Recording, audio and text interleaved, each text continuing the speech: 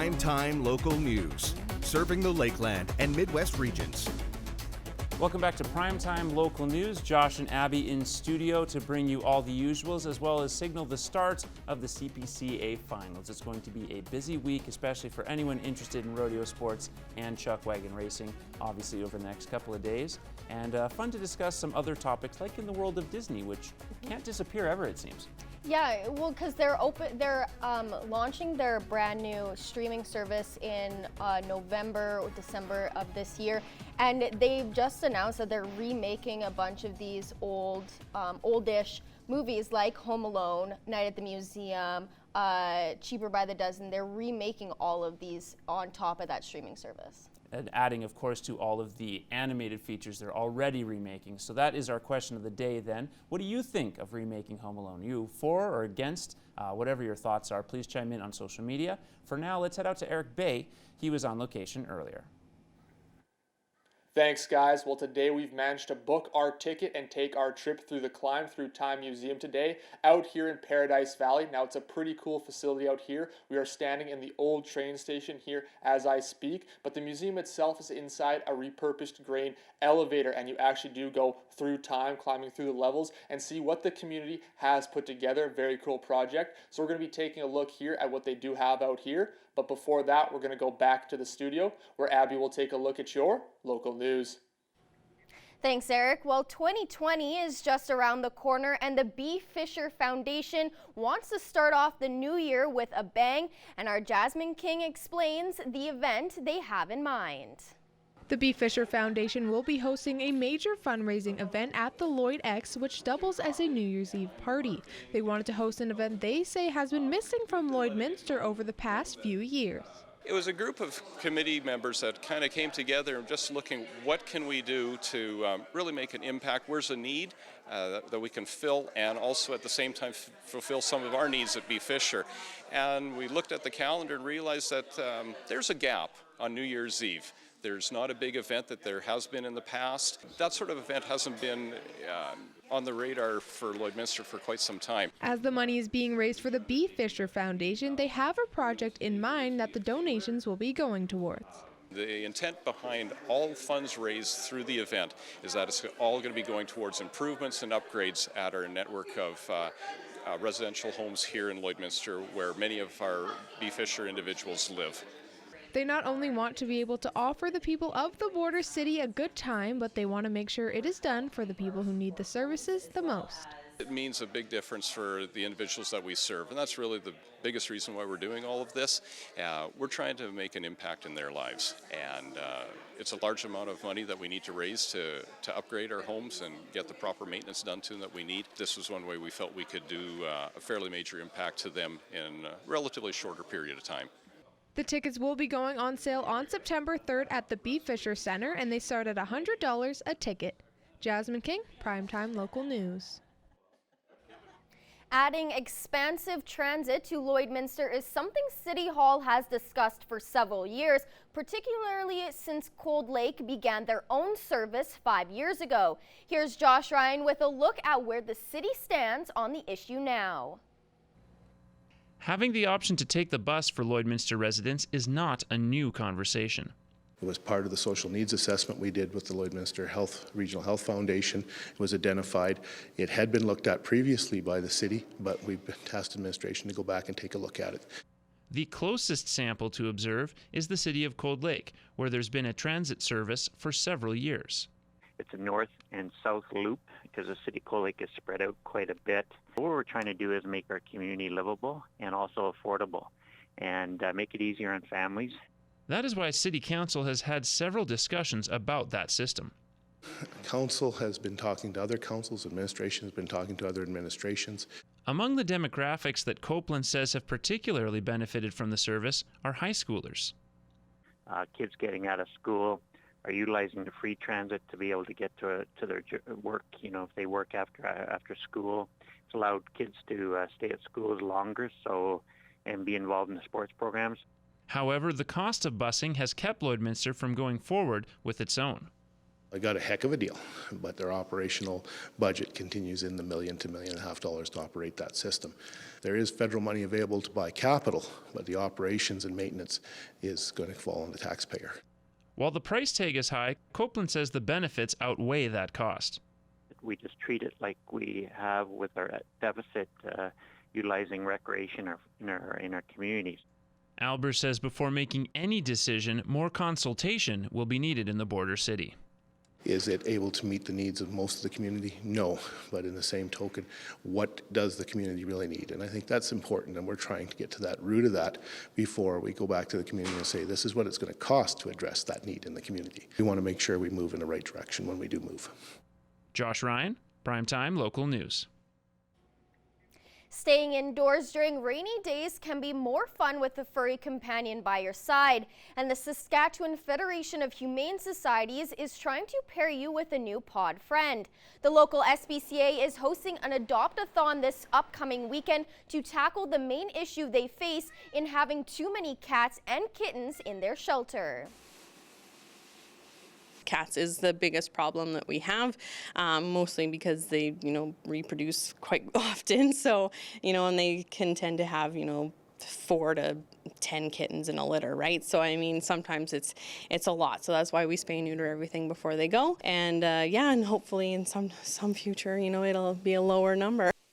Cats that are 6 months and older are considered adult cats and are free for the adoption. The kittens are $50 each. Just to get all those multiple cats homes, that's our end goal really, is just to find all of them their homes. You can stop by the Lloydminster SPCA as well as other locations to adopt a feline friend this weekend. Now we're going to Eric Bay, who is on location today. Once again, we are back here at the Climb Through Time Museum out here in Paradise Valley, and Kyla Purser joins me now, and this is a pretty unique place here as it does take part in a grain elevator. Can you tell us a little bit about the building and the history here?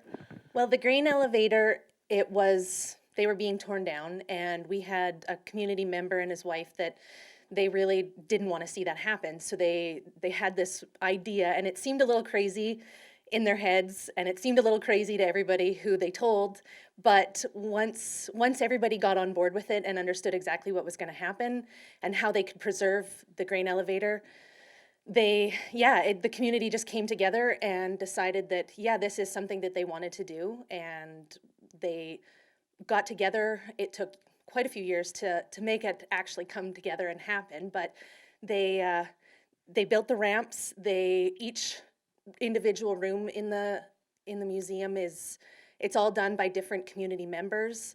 They all kind of picked a room, picked a theme, and went with it. And the whole premise is that you're climbing through time. So we start at the bottom in prairies, bald prairie. There's nobody pre-settler, and then as you move up through the elevator, you kind of climb through time to more modern day. Yeah, no, for sure. Pretty unique. Thank you for this. We are going to have some more back from here as we continue to climb through time here at the museum and work our way through this throughout the show. But before that, we'll head back into the studio. Thanks very much, Eric. 18 degrees in the border city and not as cloudy as we expected. We expected maybe an outside chance of rain even, but things largely have been relatively sunny amidst the heavy cloud cover we had at parts of the day, and the temperature was what it was expected, as it turns out. 34 in 2001, your record high, and 3, your record low back in 1987. Again, a very cool time back then in the 87. Wind a little bit stronger than expected, so that has helped keep the temperature down with some of those winds in 20+ kilometers. But again, thanks to the sunlight, that has made the day a little bit warmer. Again, watches and warnings at the moment clear. Keep an eye on this board over the next couple of days when a low pressure system makes its way through the Midwest region as well as the Battlefords. And then a few current temperatures to look at here. 17 in Cold Lake. They have experienced a little rain over the last 30 minutes. 19 in Meadow Lake, and North Battleford is also experiencing some precipitation. Add Isle Lacrosse and Edmonton to those on the list. 20 degrees in North Battleford, 21 in Edmonton, 19 in Provost, and 23 out in Saskatoon. They still have a little bit of sunlight out east. Now your next 3 days, expecting a very sunny Wednesday, which is excellent news for chuck wagon drivers. A low of 9 there, and then 21 and 12 on Thursday. Again, an outside chance of precipitation, maybe even a thunderstorm with west-northwest winds that day. 15 and 12, so a drastic cool down, but largely sunny skies with clouds here or there throughout the afternoon. Some strong winds expected that day as well out of the north-northwest. That's your 3-day. We'll have your 7-day forecast later on in the show.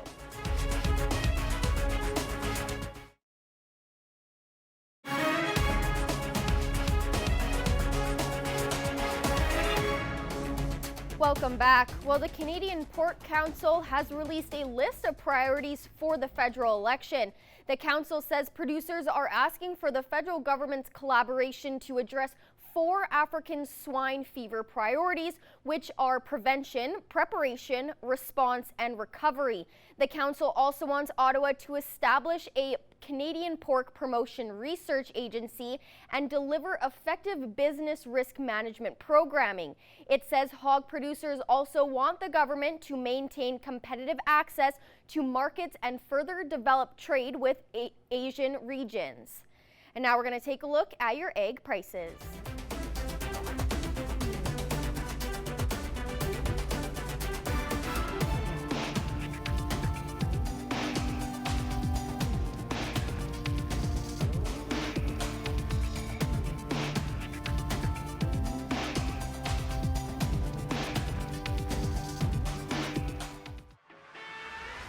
We're a part of less than 5% of Canadian auto body shops and Lloydminster's only locations with certified collision care recognition at City Centre Auto Body. And now we're going inside the CPCA with Greg Buchanan. Inside the CPCA, brought to you by the Canadian Professional Chuck Wagon Association. And welcome to this week's edition of Inside the CPCA. I'm Greg Buchanan, along with the current points leader in the Canadian Professional Chuck Wagon Association, Todd Baptiste. As all roads now lead to Lloydminster and the start of the Danaran Tough CPCA Finals beginning on Wednesday. Todd, tremendous season, looking to cap it off with the Canadian Championship. But before we talk about the finals, just talk about your season so far.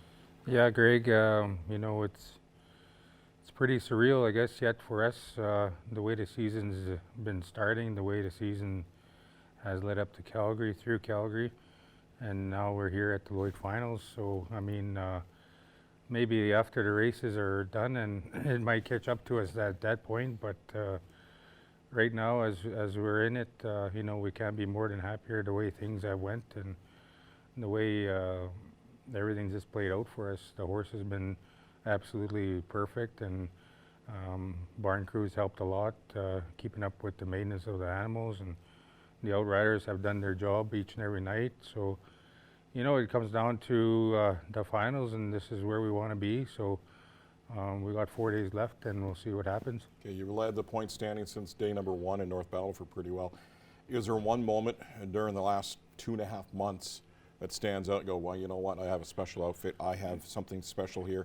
I know Calgary Stampede coming that close to winning the championship there, but is there other moments there in this season that kind of stands out for you? What really stood out for me was the beginning of the season, when the way they started running right off the bat.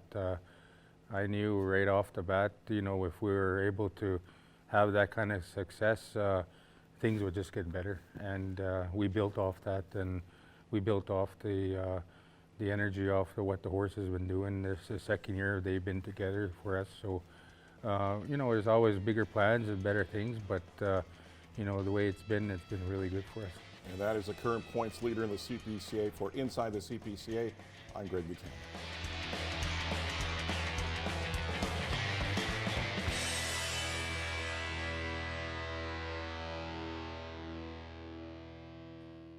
It was a storybook regular season for the Border City Blue Jays, an undefeated 13-0 record, a sweep in the first round of the playoffs. But however, come round 2, the team hit a wall. The Jays were eliminated by the Standard Hill Lakers, but their hopes of a coveted three-peat at provincials still remained alive. Josh Park reports.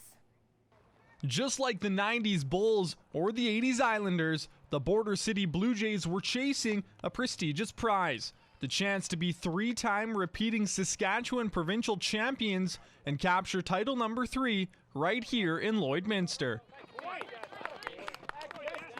Although senior AA provincials were throwing down here in Lloyd, the Jays were in unfamiliar territory. Following a perfect 13-0 campaign, the team was bounced in the second round of the playoffs. For the Jays, focus then shifted to provincials, which unfortunately was a lot of the same story. Keep hitting it, Dre!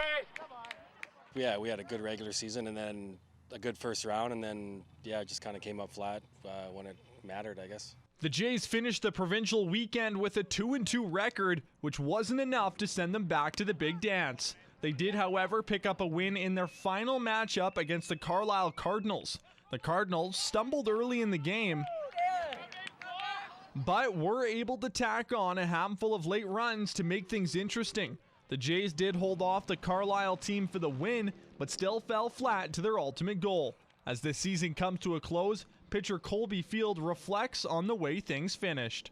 I think fizzled out a little bit, and then some injuries, like Jason got hurt, and that hurt us bad. So, just came up short. Is this the end of a dynasty for the Border City Blue Jays? Well, that'll be determined next season and the way this team bounces back. Josh Park, Primetime Local Sports. Now we're going to Eric Bay, who is on location today. Once again, we are back here at the Climb Through Time Museum, and we've been talking about all the stuff they do have here and what is coming up. And Kyla Purser joins us once again, and now you guys do have a fundraiser coming up tomorrow. So can you tell us a little bit about that? Like I said in our earlier segment, we are a fully community event. A community facility. The community put it together. So we decided, instead of doing a big fundraiser that's going to cost a bunch of money for people, we wanted to provide an event that got the community together. In years gone by, people got together all the time. There was always events in the community, and that's something that I feel like the busier we get, we get away from that. So we wanted to just have a fun night. So we're calling it the Community Funraiser. So what it is we're having a hot dog barbecue. One of our community members is making French fries. We're having yard games. There's going to be horse-drawn wagon rides. We're going to top the end of the day off with an outdoor movie is what we're doing. And it's free is what it is. We want to get the community back into the museum and get them involved again. I feel like we kind of have lost that in a generation, and if we want this to continue, we need to bring people back into the community and get them, into the museum and get them excited. Sounds like a lot of fun for sure, and I do love a good pun, so I love the name. So yeah, you're talking about that, getting the community back involved. So what's it like? I know obviously you do a lot of work here, so what's it like when you do see the community out here and involved with something as cool as this museum here? It's fun. That's the whole thing. We come from a tremendous community, and when we get together, it's always enjoyable. And so we're glad to be able to provide that and to get people back in. Another initiative that we've kind of started that we want to get the community back into the museum is we do Pie Day on Wednesdays, and so our people in the community aren't going through the museum. They've done it. They've been here. They help make it. But we want them to enjoy it still. So every Wednesday we have Pie Day, and just get people back in. Come have coffee with your neighbors, your community members. All right, thank you for this. Once again, we're going to have some more back from here, but before that, we're going to head back into the studio. Thanks very much again from Eric Bay earlier today on location. Next 24 hours, we are going to drop pretty precipitously, but not dropping into the single digits until we hit 6 a.m. So the very, very coldest point of the morning is where we will hit that single digit. Back up into the 20s tomorrow, though, which is good to see, along with plenty of sunshine. So it should be a warm afternoon in the Border City. You can see some cloud cover is going to slowly pass by. There's still going to be a little bit, certainly, throughout the morning and the evening, but by the time we get into 1 o'clock, 2 o'clock in the afternoon, things will start to clear off a little bit. Of course, there is some more cloud cover that could develop in the southern part of the province. Current temperatures 21 in Edmonton, 20 in Red Deer, as well as in Edson and in Rocky Mountain. Mountain House, 21 in Prince Albert on the Saskatchewan side of the border, 19 in Meadow Lake, Melfort at 23, and Saskatoon also holding strong at 21 degrees. A look at tomorrow, Edmonton, Vegreville both getting up to 24, which should be nice in those regions. Cold Lake at 23, Bonnyville 24 degrees, 23 as well in Lac La Biche tomorrow. And on the Sask side, the Green Lake, Meadow Lake area will be largely around 23 degrees as well. Now North Battleford sitting at 20 right now. There was some precipitation earlier. That has calmed off, but now 11 is the overnight low, and they're expecting a little bit more rain to fall. So keep your eyes peeled for those alerts. The wind shifting to the west-southwest overnight, then back to the west-northwest tomorrow afternoon, where it also is expected to be a fairly warm summer afternoon there. 23 degrees, a light breeze out of the west-northwest, and only a few wisps of cloud to take away the glare of the sun. Cold Lake at 17 degrees, still seeing a little bit of moisture there. The wind shifting overnight to the west-southwest, and that will continue on into tomorrow. A little bit of a pickup as well from about 6 kilometers to at least 11 or 12 kilometers tomorrow. 8, the overnight low, 23, the high for tomorrow. In Lloydminster, 18 degrees with a low of 9, and then 22 degrees tomorrow afternoon. So again, looking very sunny and warm in the border city. Then 21 on Thursday, 15 Friday, 19 degrees Saturday, 20 Sunday, 17 Monday, and 21 Tuesday. One of the most up and down weeks you'll see in terms of weather this year. Once again, we are back here in Paradise Valley at the Climb Through Time Museum, and Kyla Purser joins us once again, and we've been talking about your fundraiser, which is going on here tomorrow. So if people want to get out and enjoy that, how can they do so? Well, we're going to keep the museum open for an extra hour after our regular hours. So at 5 o'clock, instead of closing, we'll keep it open. People can start coming. At 6 o'clock, I think we'll start our barbecue and horse-drawn wagon rides. They'll start at that time as well. And then throughout the evening, people are welcome to just play some yard games, visit with neighbors, hang out, whatever they like. And then around 9 o'clock, when it kind of gets dark, we'll start our movie. And now if people do want to maybe check out the museum, haven't come here before, or just want to see it again, how can people come out and check this out as well? The museum is open from the beginning of June till the end of August, from 10 o'clock till 5 o'clock every day. Holidays, weekends, every day. And we are kind of a seasonal facility, so if there is groups that are interested, they're able to call and occasionally book tours through the winter, but through the summer, we want to be available as much as possible. And now we did just take the loop up throughout it, and it's a pretty cool place as well. So can you talk maybe about the work that does get put in here to make sure it keeps running and still stays as beautiful as it is in here? Well, it's all by donation is the big thing. So we rely on our visitors, we rely on word of mouth and social media to get people to the museum, and it's just community members that are passionate about it and interested in it that keep it going. Yeah. And now for yourself, I know obviously you've worked here for quite a while now, so if there's one thing that you could say to people, maybe your favorite part of the museum, one thing that they do have to check out in here per se, what would that be? Just the facility itself. Honestly, there's nothing like it as far as we know. A grain elevator that has been converted the way we have converted this grain elevator. It's so unique, it's so different, and it's educational. It's really cool. All right, thank you so much for doing this, taking the time with us. Yeah, no problem. And we're going to have some more back from here as well, but before we do get to that, we are going to throw it back into the studio.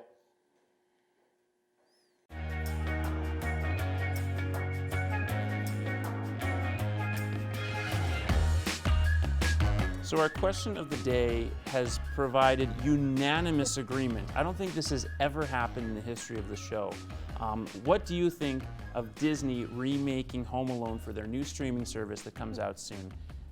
No one thinks this is a good idea. This has never happened on our show before. It's not a good idea, and you know, people on the internet I've not seen one post or comment of someone, oh yeah, that's a good idea, because it's not a good idea. It's flat out not a good idea. People, I mean, they point to the fact that it's a live action movie already, so why are you remaking it? It's not that old. I mean, the early 90s, so not something like the 60s or 50s. Yeah. And it hasn't aged that poorly. In fact, I'd say it hasn't aged. It hasn't aged bad at all. I grew up watching it. I still watch it to this day. Like, it's just that type of movie that you should just not touch. And speaking of which, we should not touch the format of the show and get right into those pets of the day. Biscuit. I've never seen one spelt quite like that, but that is Biscuit for you. Adorable, super fluffy, probably just had some fun in the field. So cute. And then Jax and Maverick were also out in the field. They look like they're best friends who get up to trouble a lot. Very cute. Well behaved just in that one instance there. Luna is also, look at the field, it's all over the place. Yeah, adorable bandana for an adorable dog. And then Ash, oh, there's somebody who's not in the field. But very cute still. And lastly, Dolly and Tom, guess what, we're back in the field. Very cute, probably tuckered out like the other ones, just adorable. And remember, don't forget the pick and the name, not necessarily the field. We want to see your pets. Send photos of your pet and their name to our Facebook, Twitter, or Instagram to have them featured on Pet of the Day. Your name will be entered into a weekly draw for a gift certificate from the Pet Pad. Welcome back to Prime Time. Josh Park back in studio because it's Lefty Day, and we thought, why not have a sports discussion about the greatest left-handers of all time? And I'm left-handed. That too. Just so you know, we're not taking hockey players who shoot left. This is specifically people who throw or one-handed shoot with their left hand, just to avoid kind of, right-hander that shoots left. And we'll give you the first go. So your Mount Rushmore of top left-handers of all time. Mount Rushmore, I'm going to go with arguably one of the greatest centers in all of NBA history. Obviously, 11-time NBA champion. The record in the NBA, of course, Bill Russell. Bill Russell. That was going to be one of mine, unfortunately. I thought it would be. Yeah. Go ahead. Talk to us about Bill Russell really quick. Yeah, I think that you look at Bill Russell, obviously 11-time NBA champion, 2 of them as a player coach, something you don't see anymore nowadays in the NBA. But I thought that was kind of a cool stat. But yeah, when you're going left-handers, there's not many more people that come to mind other than Bill Russell with that big lefty sky hook, obviously. So yeah, I had to go Bill Russell first off because I thought you might take him. So I'll take Bill Russell off the board. Adding to Bill Russell, of course, 12 All-Star appearances, 5 MVPs, and he also won in college too. So pretty darn good winner. I guess it's my turn then, so we're going to jump off to the sport of tennis. Rafa Nadal, who, of course, second all-time in Grand Slams. This is obviously unbelievable. That was my next pick. Yeah, 18 slams, 12 on clay with Roland Garros. That's a record I don't believe anyone will ever break. And as well, he won the most famous tennis match of all time, unless you count the stuff in the 70s, the Bjorn Borg stuff, or the longest match ever. Him and Federer's final in, I believe that was the 2008 final, is arguably the greatest tennis match of all time. He was the winner of that, so he should be on the Mount Rushmore. 58-1 at Roland Garros. He had 82 on matches in a row, 81 or 82 in a row unbeaten on clay. Just a clay king, and he was going to be my next pick, so a little bit salty about that one, Josh. However, I'm going to switch over to the MLB now. Okay. A pitcher, a man, the big lefty, they called him the big unit, 6 foot 10 inches, Randy Johnson. He's also a famous pitcher. You might know. Remember that guy that hit the bird? That was Randy Johnson. 105-mile-an-hour fastball. Wow. Dinged that bird right there in the strike zone. So I'm going to go Randy Johnson, 5-time Cy Young winner. And yeah, he's going to be my number 2 on my Mount Rushmore. That's a reasonable selection as well. Now, I'm going to be boring and stick with the sport of tennis. Martina Navratilova, not only one of the all-time winners in Grand Slams, she also, get this, is the record for longest at number 1 in both singles and doubles. She was the number 1 ranked player in women's tennis for more than 330 weeks, so basically a whole year.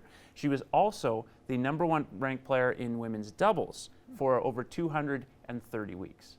So still almost a year. Sticking with tennis. I like it. I was going to take my tennis pick with Rafael Nadal because I thought that would be a curveball for you, but now you have 2 tennis picks. Yeah, it worked out okay. All right, I'm going to go to the NFL. I'm going to go to the Bay Area, San Francisco 49ers, Steve Young. Obviously one of the greatest quarterbacks in NFL history, especially him following up in Joe Montana's footsteps. Just an all-around, the elusive lefty, they called him. There was some rumors actually back when he did play for the Niners that people wanted him to switch to running back just because of how great of a runner he was. Right. He has the NFL postseason record for most rushing touchdowns. So I'm going to go Steve Young, get a quarterback on my Mount Rushmore. I suppose I should have a quarterback as well, but I'm going to go very, very off the board and go with Shane Falco of the Washington Sentinels, the character played by Keanu Reeves in the movie The Replacements. So again, very off the board.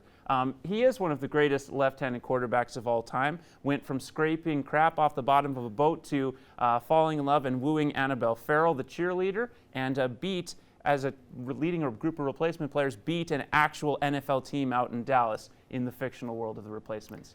How did I know that when we were going to do something about athletes, you were still going to bring movies into it? Because I'm nothing if not predictable. And that is your Mount Rushmore of left-handers.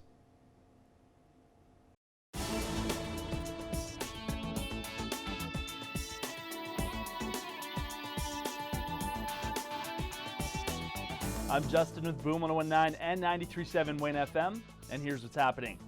Lots of concert stuff going down this weekend, so make sure you listen closely. Starting things off is Extreme Mudfest. That is happening in Bonnyville, August 15th to the 18th.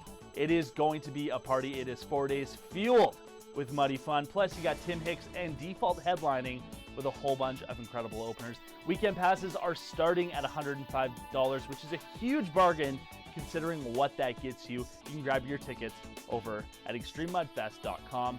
And then moving on to another music festival that's happening here in Wainwright at the Mistahaya Retreat Center.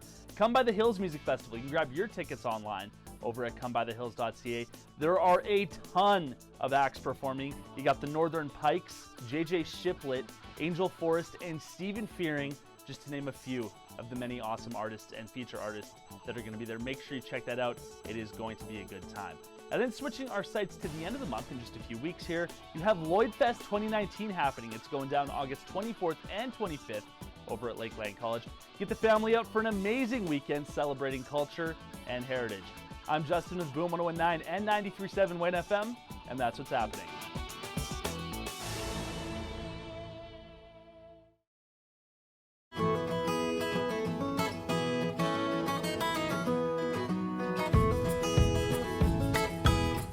Today I'm joined here with Becca from the SPCA, and today she's brought in this handsome boy, Ozzy. Just so calm, so adorable. How old is he, and how did he get to the SPCA? So Ozzy's story a little bit, he came from Fort McMurray. We did a transfer of a few cats for him kind of thing. He had been there for quite a while, and they estimated him to be about 5 or so kind of thing. He could be a little bit older. He is quite distinguished looking kind of thing, but yeah. And then for a little while he was adopted from us, but he went for kind of apartment living, and it didn't seem to work out too well for him. So he sees himself on the screen.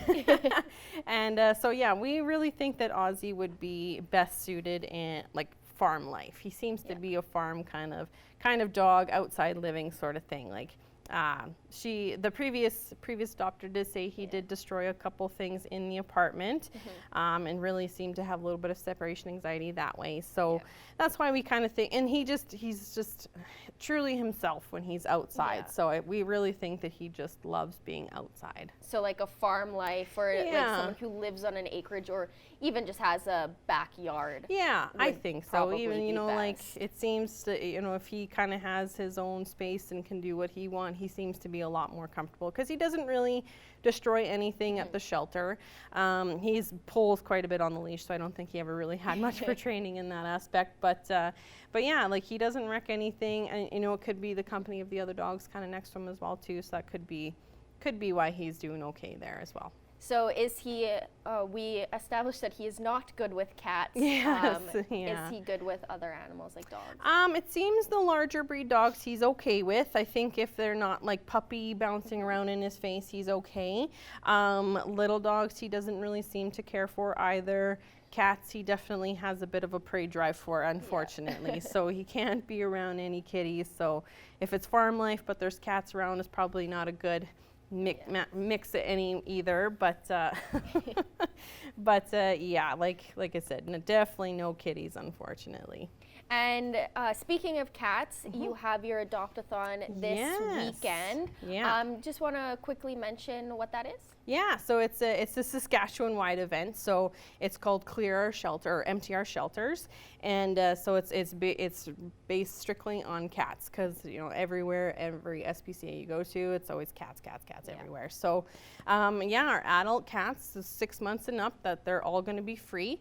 We still do our questionnaire, things like that. Like we're not just giving them away kind of to anybody. And then kittens are $50. So we'll have kittens at Pet Value, PetSmart, all those fun places. So you get the same price at all of those events, or at those places as well too. So.